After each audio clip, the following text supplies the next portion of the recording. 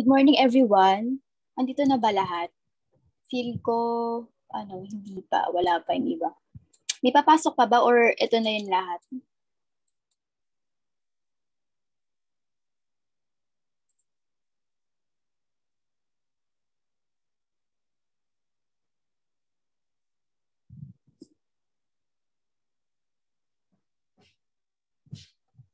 Good morning. Good morning, ma'am. Okay, so yon maliban sa ABM, may kasama na tayong gas. So for Applied Economics, we have gas and ABM. So parang first time ko ma-meet yung mga gas na yun. Okay, so I think I have to introduce myself? Siguro brief na lang. Okay. So anyway, bago tayo mag-start, na-receive nyo na ba yung grades nyo? Yung mga grades nyo ba, nakita nyo na? If not, pag hindi nyo pa nakakita yung grades nyo or hindi ko pa nasisend, mag-send lang kayo dun ng email dun sa may 5star.kbalisi@gmail.com. Ayun. Kasi dati nagbigay ako ng form kung meron kayong updated na contact details. Tapos, yun, kumbaga, kung sino lang yung nagsagot doon, yun lang din talaga yung mabibigyan ko yun lang din yung pasahan ko ng cards nila. So, if hindi nyo pa nare-receive, ayun, send lang kayo ng email sa 5star.kibalisi@gmail.com. And if may mga queries kayo or questions kayo regarding your grades, ayun, just send lang ng email. Or pwede rin direct to messenger, mag-ask kayo sa akin. Kung may mga questions kayo regarding your grades. And, ayun, for ICT, tsaka sa mga transferees, si Miss May yung nag-distribute ng cards. So, yun, si Miss May din yung gumagawa ng cards nila. So, ang sa akin lang yung ABM gas use tsaka HE. Other than that, si Miss May. Ayun. I think nakapag-distribute nata si Miss May, pero baka within this February. Ayun. So, inuna ko na yung mga grade 11.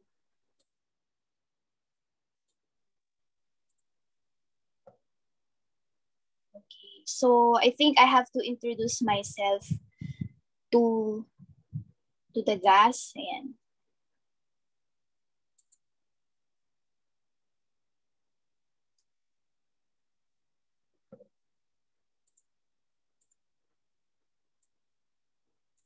Ayan. So, I'm Miss Crystal Ann Arbalisi. So, I graduated from Dr. Philemon C. Aguilar Memorial College. So, I earned BS Accountancy degree.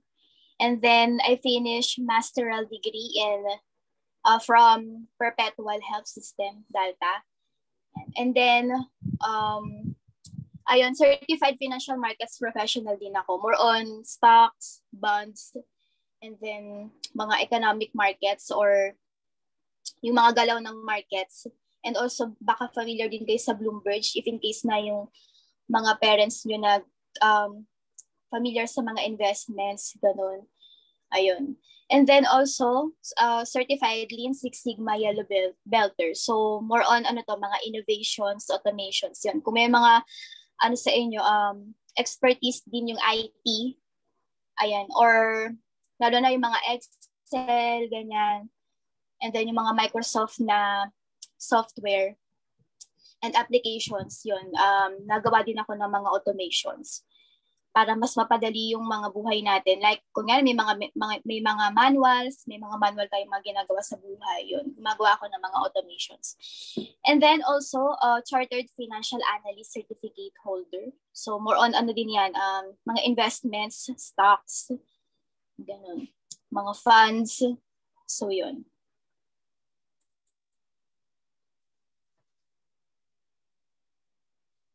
So again, I have my netiquette guidelines. Yan. But for now, di naman natin kailangan mute ng mic natin, and then di naman siguro natin kailangan turn off ng video kasi unti lang naman tayo sa class na to, and then siguro halos kalahati lang din naman yung pumapasok.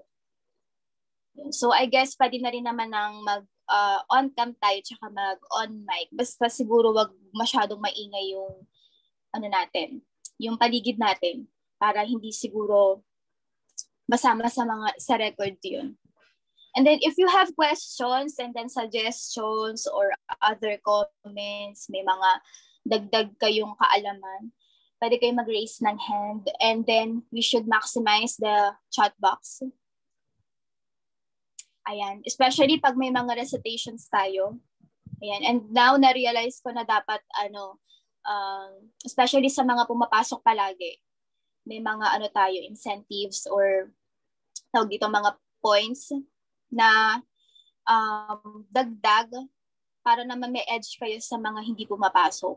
Ayun. Syempre, unfair naman sa mga laging pumapasok, di ba? Tapos, yung ibang hindi pumapasok, bali nagsasagot lang naman ng paper. So, I guess, sa ngayon, na-realize ko na dapat may mga points din yung mga pumapasok sa klase. So, pag may mga recitations tayo, you have the opportunity para sumagot. And then, nire-record ko din yun. Yan, so let's party, be prepared. Meaning, dapat siguro dahil umaga yung yung time natin, 10 a.m. to 12 p.m. So, dapat nakapag-breakfast na kayo. Meron kayong notebook. Or better na meron din kayong book na nasa tabi nyo. Or, syempre, pag-prepared, meaning, pwede rin kayong mag-advance kung gusto nyo.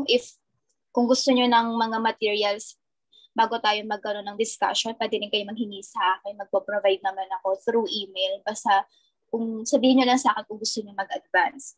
And then, pay attention. Ayun, siguro avoid lang muna natin na nakikipag-chat kayo sa iba. Or siguro, wag naman masyadong mas focus kayo sa pag-chat sa iba. And then, wala sana naglalaro ng ML. Ayun, okay lang sa akin kahit natutulog kayo.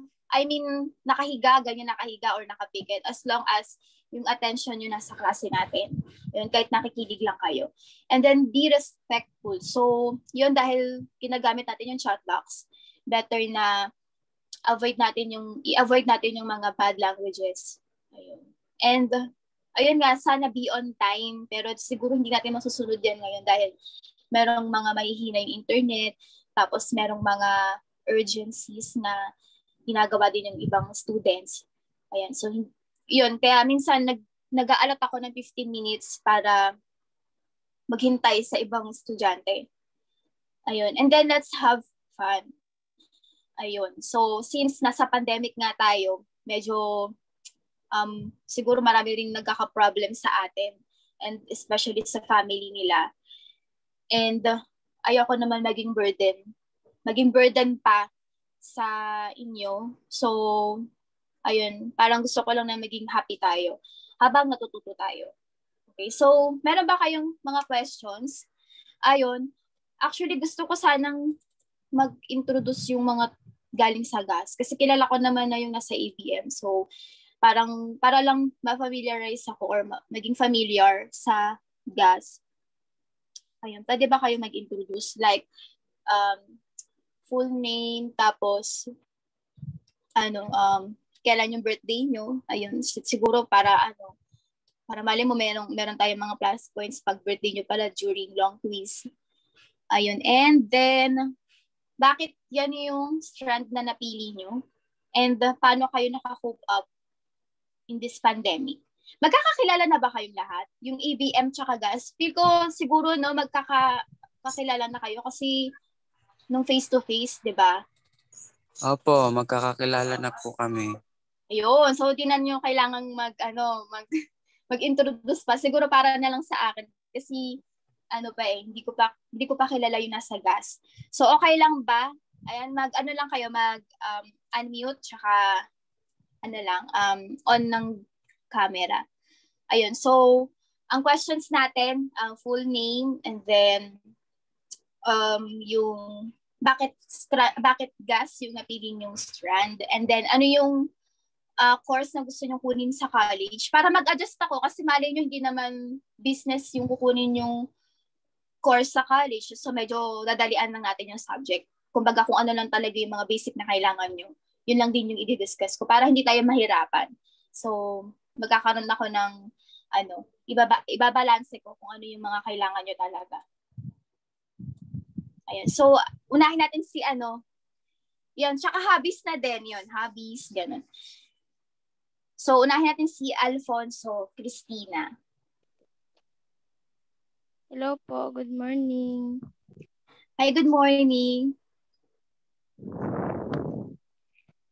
So my name is Cristina Cassandra Alfonso and birthday ko is July 3, 2002. Tapos yung course na kukunin ko kapag college is tourism management. Tapos nag-gas ako kasi hindi ko po kasi alam kung yung stand kapag senior high dapat. Kaya nag-gas na lang po ako. Yun lang po. Thank you. Okay. Next natin si Joven de Lima. Good morning po, ma'am. Good morning. My name is Jobin de Lima. Birthday ko po, November 4, 2001. Kukunin ko sana sa college ay HRM. Tapos bakit kasing ginawa ko kasi undecided pa ako nung sa high school pa ako. Okay na po. Okay, thank you. Next, si Rosemary Ventura. Hi po, ma'am. Hello. My name is Rosemary Ventura. 19 years old po. Tinake ko po yung gas kasi po before undecided po ako. Tas yung course na kukunin ko po sa college is criminology po. Thank you. Okay, thank you. Next natin ay si Suzette Sumugat. Good morning po. My name is Sumugat Suzette. Then my birthday po is June 1. Then kinuha ko pong Stanis Gas kasi mas gusto ko pong malaman kung saan pong mas nababago yung galing ko po. Then sa future po sa college, ang kukuhain ko po is wait lang ma. Kalimutan ko ma'am. Decided pa din. Yes po. Okay, sige. Next natin ay si Jasper Selim. Hello po, ma'am. Good morning po. Good morning. My name is Jasper Manuel Selim. Habit ko po mag-basketball tsaka maglaro lang na online. Tapos I'm 16 years old. Ay, joke lang po. 21 po Totoo ako. ba? Kala ko 16 ka old. talaga, bata. Okay, sige, 21. 21 years old. Napili ko po yung gas kasi hindi po, undecided po sana senior high. Pero sa college po, HRM po kunin. Okay. Decided na. At least, di ba? Okay lang yan. Thank you po. Anong talent ni Selim? Kaya ko po mag-pretend na masaya. Ano? Di ba, po ma'am? Talent ka, talent ka? Lang po ako, ma'am Medyo... Mag-magic. Okay. O sige, next time, pag nag-report kayo, haluan nyo ng mga icebreaker. And then, next natin ay si Justin Angel Petilia. Good morning po, ma'am. Okay. Good morning. My name is Justin Angel Petilia po, 18 years old. Taga-Imus po ako. Kaya ko po kinuha yung gas po kasi una, gusto ko mag-criminology pero nagka-problema po ako sa kalusugan ko. Kaya napag-isip-isip po na isang tabi na lang po muna. Kaya, opo. Dream ko po kasi talaga yun. Pero baka mamatay ako pagpasok ko dun. So, BM na lang po yung naiisip ko ngayon na pwede po sa akin. Anong course? BM po. Ano yung BM? Business Management po. Okay. So, dapat nasa ano ka pala, no, ABM. Opo. Okay. Sige. At Pero least, pero ano ano naman may mga pang ABM subject din naman yung gas. Opo. Tsaka ano po, pasok po sa course ng gas po. Na check ko naman po na. Tapos, hilig ko pong tumugtog ng mga instrument po. Okay, so next time, pag nag-reporting tayo, pag may mga icebreaker, ayan, may mga mag-magic na tayo, tsaka may mga may magpapatugtog na ng instrument. Okay. So yun. So more likely pala talaga pag gas, may mga undecided pa din. So better din talaga na gas yung kinuha. Ayun. So yun, ako kasi dati, ang gusto ko talagang course ay engineering kasi mahilig ako sa math. Ayan. So parang expertise ko yung math. Ayun. So medyo na-scam ako dati dahil sabi ng mama ko, pag magaling ka daw sa math, mag-accountancy ka daw. Ayun. So yun, nag-accountancy ako, hindi pala. So more likely English kasi yung business tsaka yung accountancy. Ayun. So alam din ni Ish yun kasi nga halos basic math lang yung ginagamit namin sa business, 'di ba? Ayun, saka sa ibang subject namin dito sa ABM. So ayun, kung hindi ka naman ganun kagalingan sa math, kunyari mga fundamentals operations, alam mo lang na mag-add, mag-multiply, mag-divide, saka mag-minus. So okay din talaga yung yung business na course. Ayun. Pero magaling ka sa English, ganun. Okay na okay yun. Kasi more on analyzation, tsaka parang pag-intindi ng mga transactions. Yan. So, yun. Ikaw ba, Ish, push mo pa din ba yung engineering? Yes, ma'am. Okay, good. Okay. So, yun. Better din na i-follow nyo din kung ano yung gusto nyo talaga. Wag na kayong maniniwala sa parents nyo na kung mas okay talaga na kung ano talaga yung gusto niyo sa buhay, yun yung susundin niyo. Kasi para maging happy kayo, pag nag-aaral kayo, tsaka no regrets, wala kayong sisisihing ibang tao pag yung course na gusto niyo, yung sinunod niyo. Ayun, ako kasi naniwala ako sa nanay ko eh. Pero okay lang din naman kung saan ako napunta ngayon. Ayun. And also, taga-ano din ako, taga-Imus. Taga-Imus Cavite din ako. Okay, so I guess parang pwede na tayo mag-proceed sa chapter 1. Pero ano lang to, parang saglitan lang kasi first day pa lang naman natin. Ayan, so applied economics tayo.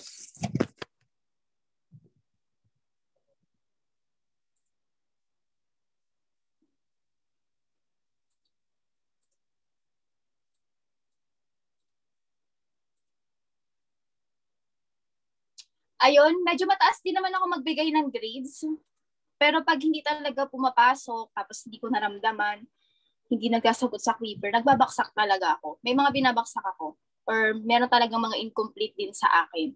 Pero as long as nakikita kong nagsasagot naman kayo, tinatry nyo yung best nyo na makumpleto yung Quiver nyo, tinatry nyo yung best nyo na makapasok sa klase, tapos nakikita ko na kahit na medyo nahihirapan kayo, pero alam niyo yun, nagtatry kayo na na gawin talaga yung best nyo. Inapasa ko yun. Pero pag nakita ko talaga na walang pakialam, na wala talagang ginagawa, tapos hinahabol ko pa, ganyan. Ayun, naghahabol talaga ako ng mga students. Mini-make sure ko na nasasagutan nila lahat ng paper nila. So, siguro, bago mag-end ang school year, mga 2 weeks, or bago mag-end yung quarter, ayan, isa-isa ko nang hinahabol yan na sagutan mo na ba yung ganito, ganyan, kasi kailangan ko na mag-compute ng grades. Ayun. So far naman, siguro ilan lang naman yung nag-i-incomplete sa subject ko. Ayun. Tsaka makulit talaga ako, kinukulit ko sila. Alam din nila yun, ng mga ABM. So, happy-happy lang tayo. Okay, so for applied economics, so again, this course deals with basic principles and applied economics and its application to contemporary economics issues facing the Filipino entrepreneur, such as prices of commodities, minimum wage, rent, and taxes. I guess familiar na rin kayo sa micro and macro economics kasi parang na-discuss din to during organization and management. Ayan. Tsaka siguro nung high school, nagkaroon kayo ng overview with micro and macro economics, ganun, or sa economics din. So it covers an analysis of industries for identification of potential business opportunities. So the main output of this course or the course is the preparation of socioeconomic impact study of business venture. So yun, bakit nga ba nagkaroon ng economics? Tingin nyo, bakit nga ba may economics? Bakit nga ba nag-exist yun? Okay, so at the end of this session or at the end of this discussion, we should be able to differentiate economics as social science. So meaning pag social science, merong mga human na involved or how to interact with the humans. And as an applied science. So when we say science, ito parang series of system. Kumbaga may sistema kaya tinawag na science kasi 'di ba we have the nervous system, yan. And we have the respiratory system. So when we say science, parang series of system. Merong sistema na sinusunod.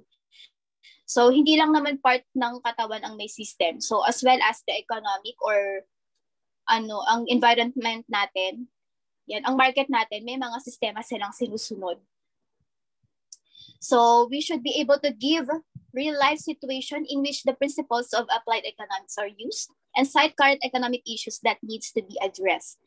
Relate the principles of applied economics to current issues using critical thinking.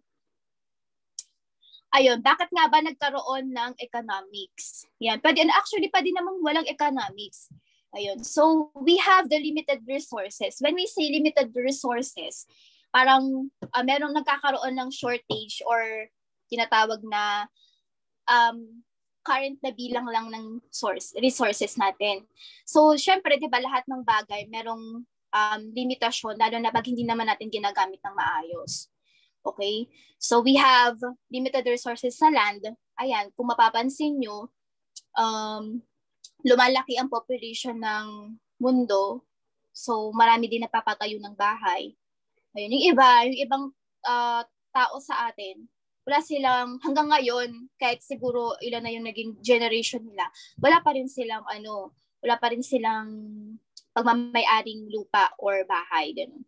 Sa labor, ayan, siguro sa sa Pilipinas, I guess parang marami pa ring unemployed. And ayun, so isa rin yun sa kailangan din ng tao. So kailangan din nila ng work, pero hindi naman, yung iba sa atin, hindi naman agad-agad nakaka-apply. So medyo mahirap pa rin maghanap ng trabaho. Though marami ring vacants, hindi lang nagkakatagpo. And capital, so hindi ka rin naman talaga basta-basta makakapag-pundar ng isang negosyo kung wala kang kapital, unless pinamanahan ka, di ba? Or unless kung mayaman yung family mo, o ganyan. And then, entrepreneurship. So, kung bakit nga ba nagkakaroon ng bakit nga ba nagkaroon ng economics? So, yun nga, dahil meron tayong limited resources. Kung unlimited resources tayo, kumbaga, kunyari, kung kailangan mo ng pagkain, pipitas ka lang dyan.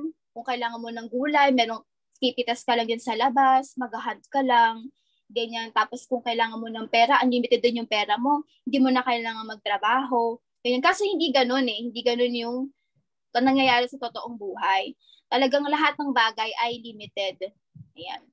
So, yun nga, yung mga limited resources natin, okay sana yun kung kontento yung mga tao. Ang nangyayari, hindi kasi kontento yung mga tao. So, lagi tayo may pangangailangan.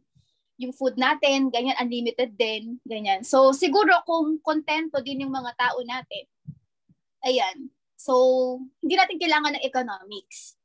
Ayan, siguro kung nag-i-stay tayo kung ilan lang yung resources natin, yun lang din yung kailangan natin. Ayan, at yun lang din yung gusto natin. Siguro hindi talaga mag-e-exist yung economics. Kumbaga, nag-i-swak yung resources natin versus sa pangangailangan or gusto ng tao. Ang kaso hindi ganun. Ang mga tao, hindi rin ganun nakokontento. Tsaka hindi rin natatapos yung mga pangangailangan nila sa buhay. Okay? So, kaya nag-exist yung economics. So, again, siguro dapat hindi mag-exist yung economics kung meron tayong unlimited resources. Kunyari kahit maraming pangangailangan yung tao, pero yung yung resources natin nagtutugma doon sa bilang ng pangangailangan ng tao, hindi natin kailangan ng economics.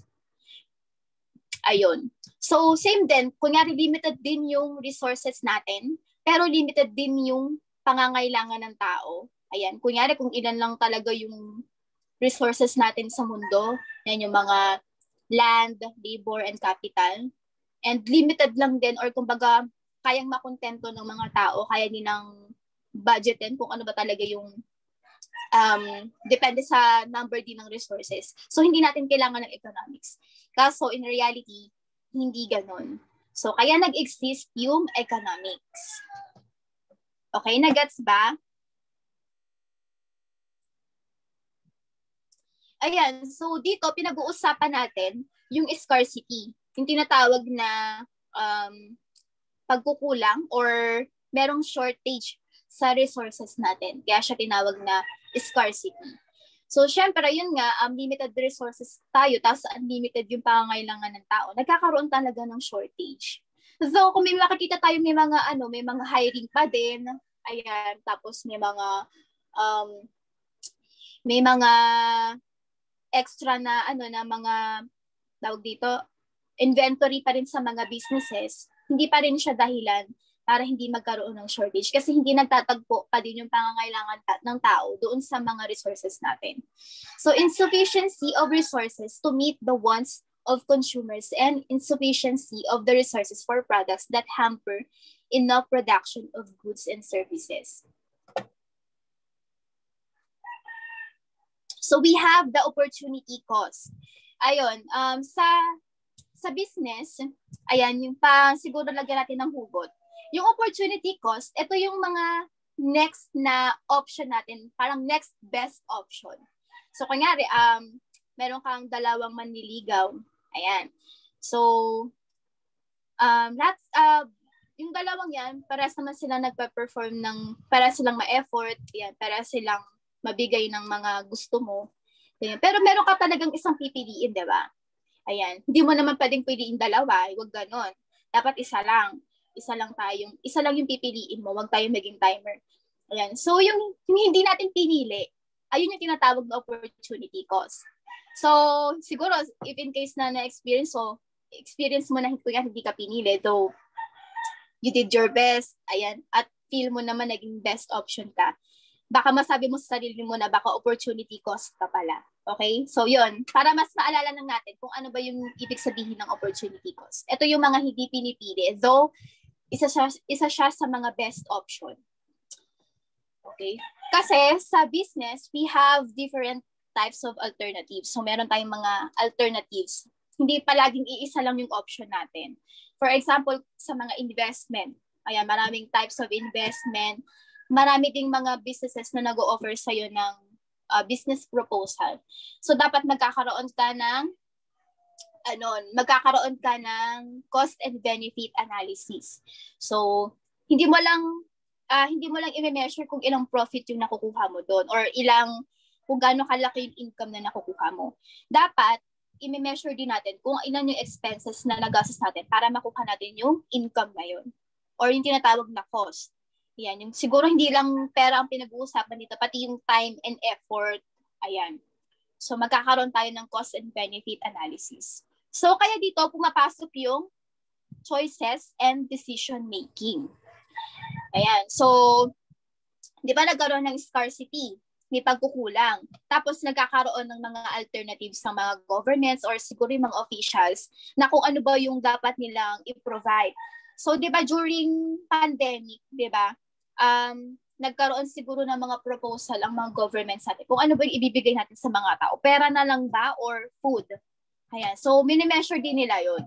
So, di ba, yung mga nakaraan, ang binigay lang parang SAP. Yan. Siguro, sa iba SAP, kasi meron pang mga food. Depende kasi yun sa mga LGUs.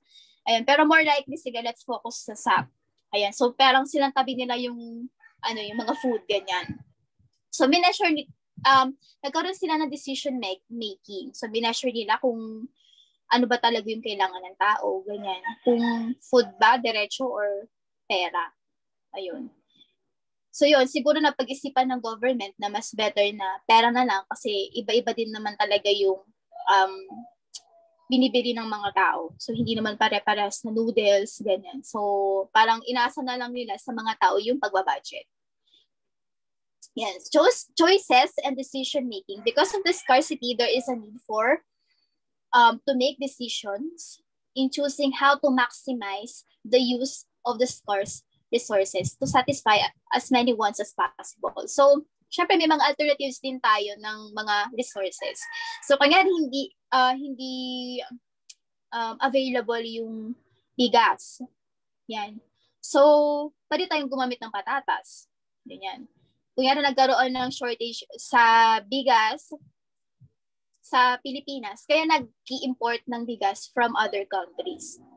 Ayun. So, part din ng decision-making din yun ng government or ng mga organization. Okay? And as well, pag pasok tayo sa maliit, pasok tayo sa isang company, nagkakaroon din sila ng decision-making, may mga opportunity cost din. So, for example, kung meron silang kulang na tao, mag-hire ba sila external or mag-hire ba sila ng tao sa labas, kunyari for supervisor na position, or pwede na naman sila mag-promote na lang internal. So, nagkakaroon pa rin ng decision-making, cost and benefit analysis.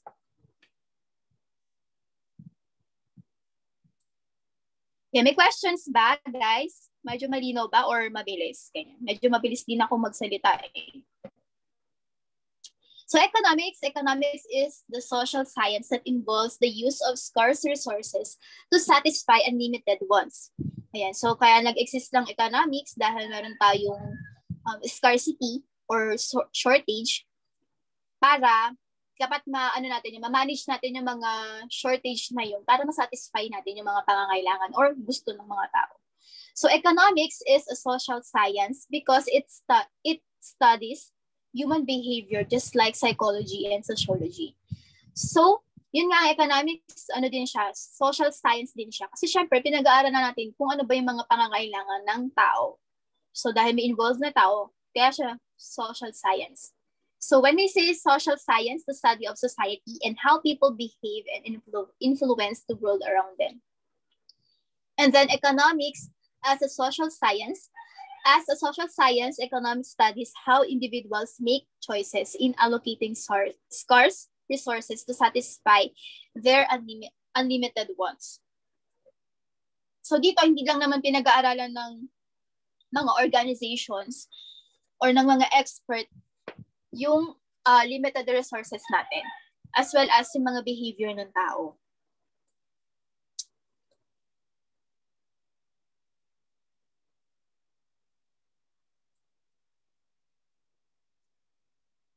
So we have here branches of economics. Yun, pwede bang pakibasa?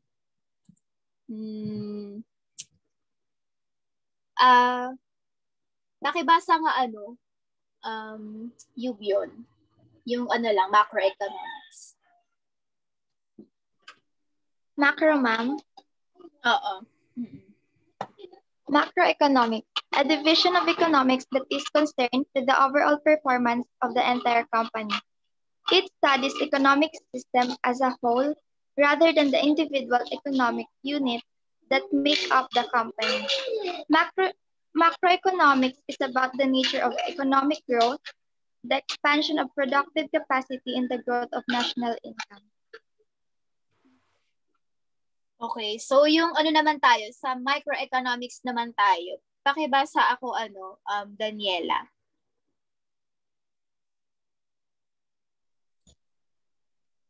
Microeconomics. It concerned with the behavior of individual entities entities such as the customer, the producer, and the resource owner.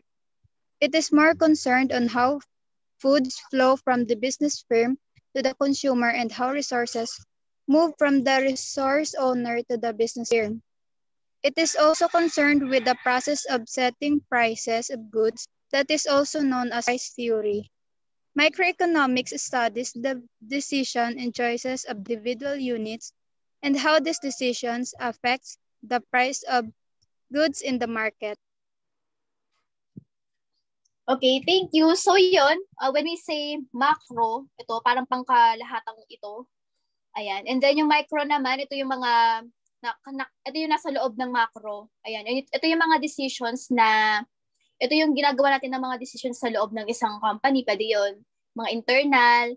Tapos sa mga maliliit lang naman na nakaka-affect din sa mga maliliit din na bagay. For example, yung mga prices ng goods sa isang company, nagkakaroon ng decision making ang isang company or isang industry kung gaano ba kataas yung prices nila.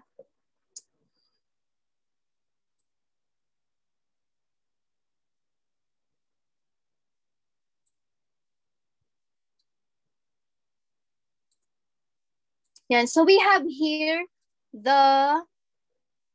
again, scarcity is a condition where the insufficient resources to satisfy all the need and wants of a population. So when we say scarcity, again, merong shortage.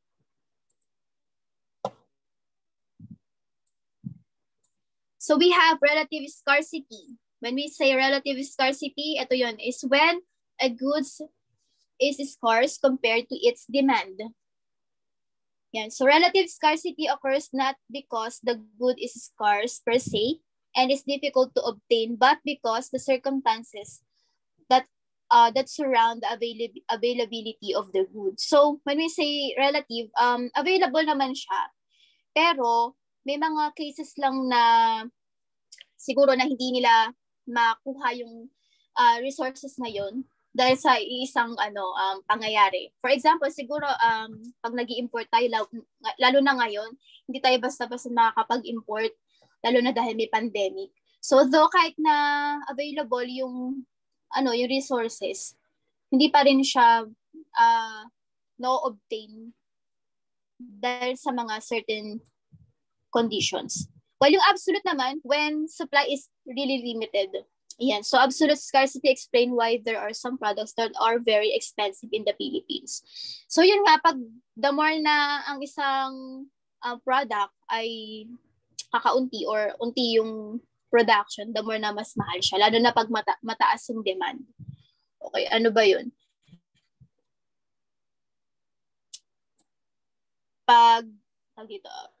Ayan. So yun, may mga products sa Philippines na maintindihan mo kung bakit mahal. Kasi bukod sa ang taas ng demand, mahirap din siyang makuha.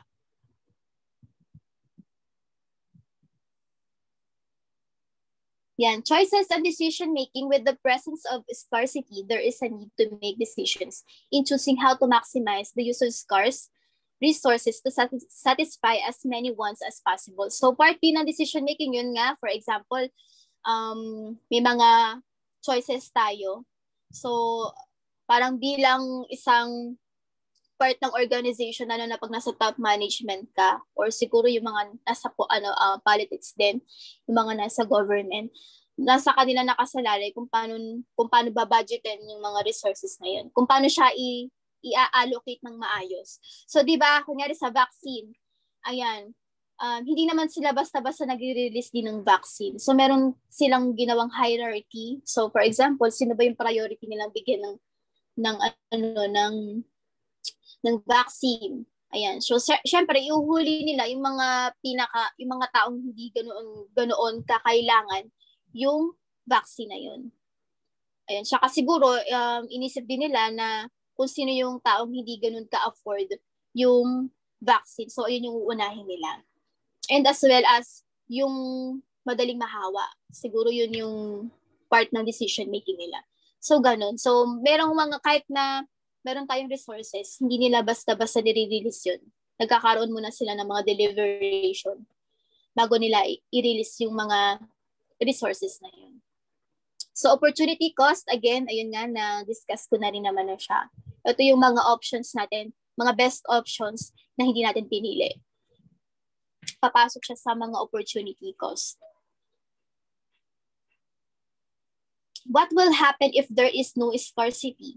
Yan, without a scarcity, a person does not need to make choice since he or she can have everything he or she wants. So yun nga, pag walang scarcity, unlimited yung mga resources natin, yan, syempre hindi lang naman tao ang na gumagamit ng resources sa mundo. Syempre may mga animals din, di ba? Ayun, so dahil yun nga, nagkaroon ng economics.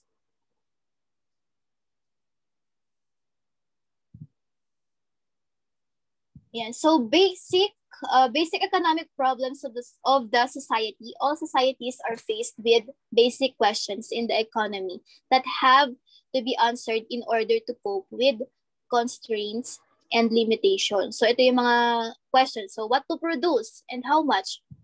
Yan, society must decide what goods and services should be produced in the economy. Having decided on the nature of goods that will be produced, the quantity to these foods should also be decided on. So, syempre, unang-unang ipoproduce ng isang company ay yung totoong pangangailangan talaga ng tao. Syempre, uunahin nila yung mga basic needs ng mga tao. Ayan. So, dapat priority din yun ng ibang companies. Then, saka papasok dito yung mga wants ng mga tao. Yan. So how much din? Syempre, dapat na-budgetin nila. Dapat yung mga basic needs, afford din ng mga tao. So gagawan din nila ng paraan yun para ma-afford din ng tao. Siguro, hahatiin nila sa kalahati, ganun. So part din ng marketing strategy yun kung paano nila ipoprovide yung mga products nila na afford din ng mga tao. So how to produce? Yan, pwede tayong gumamit ng mga machines. Siguro pwede rin namang human resource din yung or mga human labors or manpower din yung gagawa ng mga products na yun. So depende sa types ng product. Kung komplikado yung product, pwede na rin namang machine. So pwede rin namang hybrid, like may machines at the same time merong support din ng mga manpower. So, is the question on the production method that will be used to produce the goods and services. This refers to the resources mix and technology that will be applied in production. So, yun. Aside from that, kunyari meron tayong mga basic needs na kaya naman na gusto nating i-provide sa mga tao. Pero, napaka-impossible kung paano siya i-produce. Okay? So, syempre, isa rin yun sa question na susunod dun sa what to produce. Kung mapoproduce mo rin ba? And kung paano mo siya mapoproduce. For whom to produce is about the market for the goods. For whom will the goods and services be produced? The young or old, the male or female market, the low income or income groups. Ayun. So sa marketing, ayan, na-discuss ko din dati na pag gumagawa tayo ng isang business or pag nagtatayo tayo ng isang business, better na meron tayong certain na target market. For example, ang target market mo lang, lalo na pag bago-bago ka pa lang, hindi mo pwede maging target market lahat. Dapat meron kang certain target market. For example, middle class lang ba?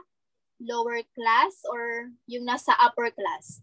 Yun, pwede rin yun yung magiging target market mo. So, dapat hindi lahat yun target market mo kasi magugulo yung mga prices mo, magugulo kung paano ka magugulo kung paano ka mag-i-input ng price sa mga products mo. So, dapat meron kang certain na target market. Or for example, babae lang ba? Or lalaki lang ba? Or both? Pwede rin naman both, pero dapat medyo limitahan natin kung sino yung target market natin. For whom to produce? Ayan, siguro, for example, sa diapers, ayan, what to produce? How to produce? So syempre, technology yung gamit natin, mga machines. And then, for whom to produce? Syempre, sa mga babies. Ayun. And as well as, pwede rin naman sa mga adults, lalo na pag sa mga senior citizen.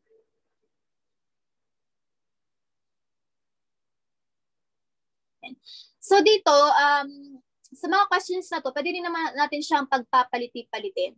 For example, ang una mong question, sino ba yung gusto mong i-cater? Sino bang gusto mong maging target market?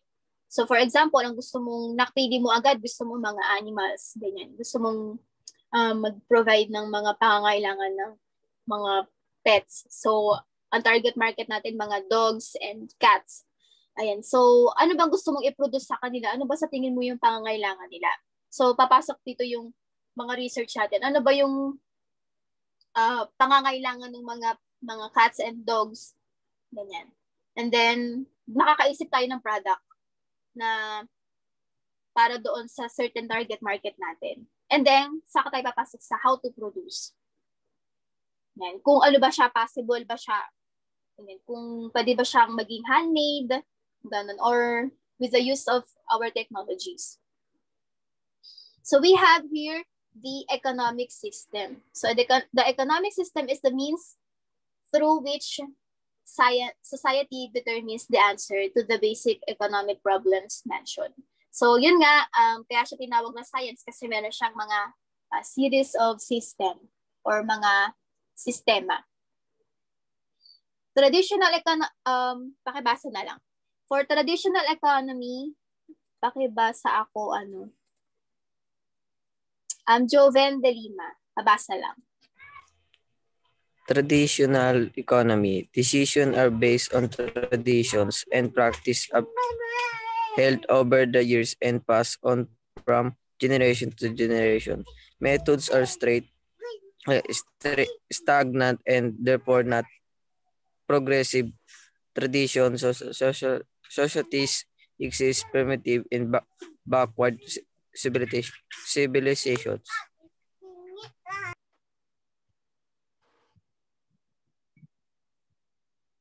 And then for the command economy. Command economy, this is the authoritative system wherein decision making is centralized in government or a planning committee. Decisions are imposed the people who do not have a say what goods are to be produced. The economy holds true in the dictatorial, socialist, and communist nations. Okay. Command economy. This is the most democratic form of economic system. Based on the workings of demand and supply, decisions are made on the goods and service to produce. People's preference are reflected in the price they are willing to pay in the market, and therefore the basis of the producers decision on what goods to produce. Okay na po, ma'am. Okay, so thank you. Ayun, so we have the traditional and then the command economy. So for the command economy, syempre ito yung mga decision making made by our government. Ayan, ito yung mga siguro mga policies sa business, ayan. Or syempre sila din yung mga nag-i-impose ng mga certain prices lalo na sa mga basic needs. Dapat ito lang yung presyo na ipapataw or ilalagay ng mga businesses doon sa certain basic needs ng mga tao. Kasi if not, pag kunyari hindi nangangailangan ang government, yung mga businesses natin, itataas yung presyo. Yan, lalo na pag pangangailangan ng tao. So, dapat papasok ang government doon. For example, sa mga nakaraan, yung mga face mask, ayan, yung mga face shield, naalala nyo yung mga panahong naging halos 50 pesos na yung face shield. Pag pumunta ka naman sa Divisoria, 6 pesos lang yun. Ayan. So, yun, maraming nagtaas ng presyo ng face shield. Kumbaga, sinamantala nila. Kaya yun yung time na pumasok din yung government sa sitwasyon. Dapat ganito lang yung presyo ng face shield. Ganyan. And then for traditional economy, ayan, so ito yung mga traditions natin na ipapasa from our ancestors hanggang sa atin. Siguro ito yung mga barters na din. Yan, isa sa nag-i-exist na traditions. Yan, siguro nag-exist pa rin yung mga barters ngayon.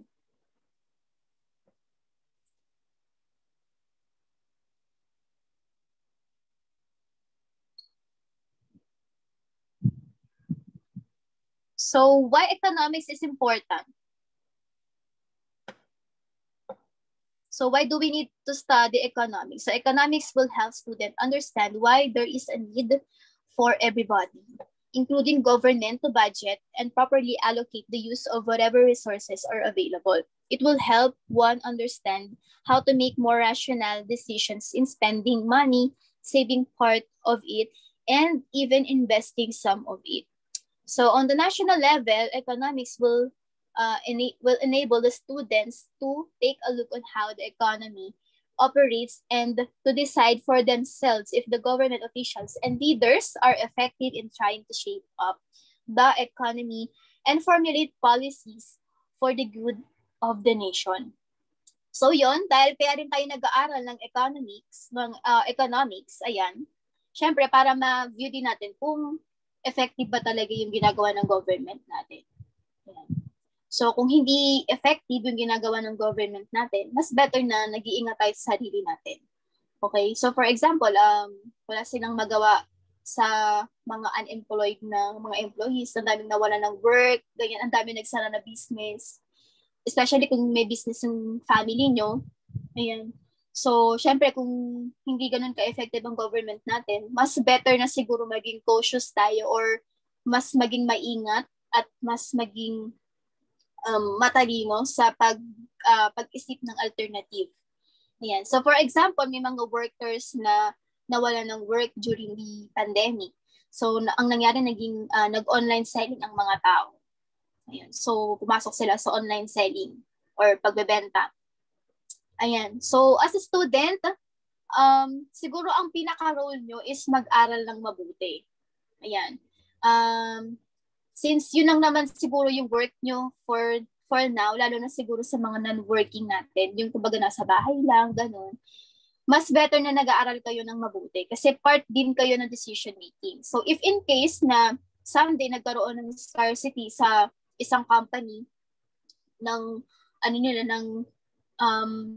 ng labor nila, ayan. So kung maganda naman yung credentials mo and as well as naging maganda yung performance mo sa school, then magiging option ka or mapipili ka ng isang company. Ayan. Ayun, hindi ka magiging opportunity cost ng isang company. So, ayun, kaya natin pinag-aaralan ang economics para mas maintindihan nyo yung nangyayari sa palipaligid natin. So, ayun, sa pag-i-spend ng pera, yan, dahil limited lang naman din ang pera, mas better na magtipid tayo or gumawa tayo ng ways para mas mapalago pa natin yung mga pera natin. Ayun, so lagi ko sinasabi, there are two people in the world. So, yung asset person or yung expense person. So, when we say asset person, ito yung mga tao na pag meron silang extra time, meron silang extra money, ayan, meron silang extra talent, tapos meron pa silang, marami silang extra. Ayan. Yung extra na yun, ginagamit nila to buy asset or to build an asset, ganyan. So, kunyari, meron ka namang extra na talent na hindi mo naman ganun ginagamit. That's better na na pinapalago mo siya or dine-develop mo. Ayun. So, ginagawa mo siyang asset. Yung expense person naman, ito yung mga tao na pag meron silang extra time, meron silang extra money. Yan. Kaya meron silang extra time. Yung extra time nila, instead na nag-aaral sila ng mabuti, or kaya rin nag-iisip ng business, ganyan. Ang ginagawa nila, naglalaro lang sila. Though, dapat na rin naman din tayong time na naglalaro tayo or nagpapahinga. Pero, dapat, hindi laging tuwing may extra time ka, ginagawa mo yon. Okay? Dapat pag may extra time ka, yan, nag-build ka ng asset. Dine-develop mo yung sarili mo. Yan. So yun, ang expense person, pag meron silang extra time or meron silang extra money, lalo na pag may extra money ang ibang tao, pag may mga bonus, ganyan, may mga 13-month pay. kumakain na lang sa mga malalaking restaurant, ganyan. As in, siguro every time na meron silang bonus doon. So, ayun yung mga expense person. So, napupunta sa expenses or sa wala yung yung pinaghirapan nila. So, yun nga, sinasabi ko, meron pa rin time na dapat nire-reward din natin yung sarili natin. Ayun yung time na pag meron kang achievement, yan, kaya magkakaroon tayo ng goal. Kung ano bang goal mo. Pag na-achieve mo siya, saka mo i-reward yung sarili mo, bilhin mo kung ano yung gusto mo, ganyan. Yan.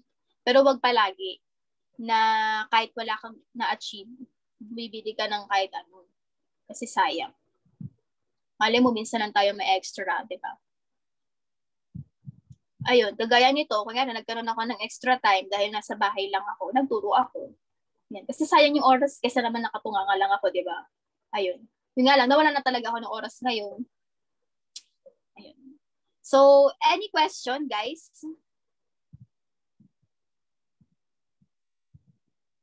Yan. So, next, anong oras na?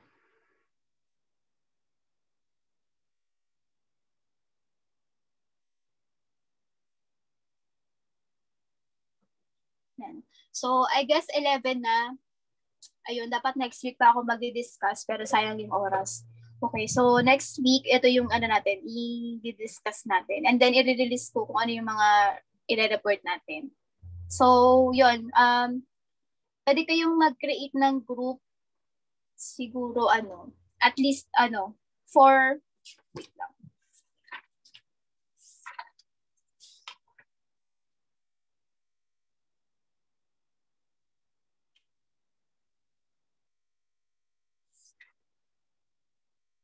Ayan. Make 6 groups. Pwedeng hybrid, pwedeng may gas, pwedeng may ABM. At these 6 groups composed of ilan ba kayo? 17 ba yung nasa gas? Ilan ba kayo nasa gas? 17 ata or 16? 17 ata. 17 plus 15, 22. Ayun, at least 5 to 6. 5 to 6 siguro 5 na lang, 5 members each. Kung may sobra, isama nyo na lang. Ayan, may question ba, guys?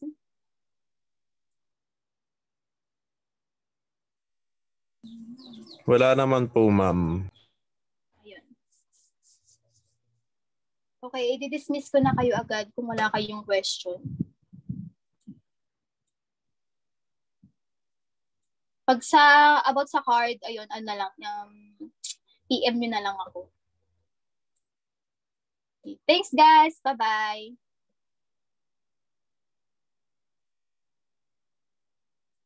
Bye-bye po. Bye-bye. Bye-bye po, ma'am.